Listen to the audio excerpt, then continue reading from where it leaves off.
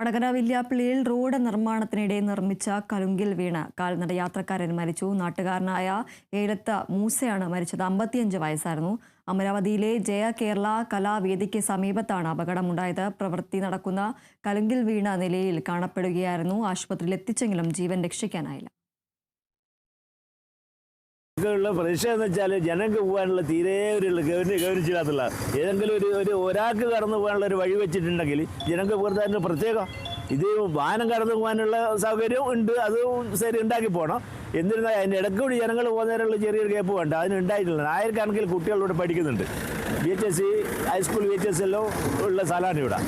ആ കുട്ടികൾക്ക് പോകാനുള്ള രാവിലെയും വൈകുന്നേരം തിരിച്ചും മറിഞ്ഞും പോകുന്നേരം തീരെ ഒരു സൗകര്യം ഒരാൾക്ക് നടന്നു പോകാനുള്ള ഗ്യാപ്പ് കൂടി ഇല്ല.